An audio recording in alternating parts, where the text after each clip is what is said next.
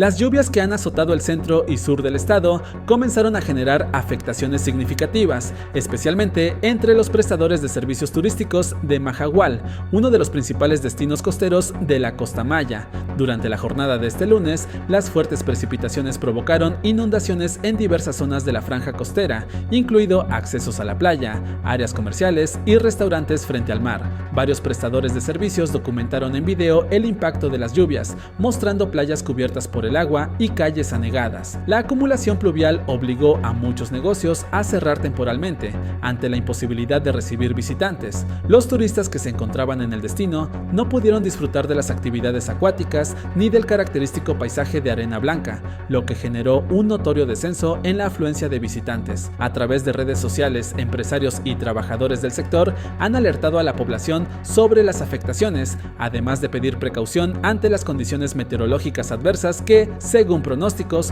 podrían continuar durante los próximos 2 días.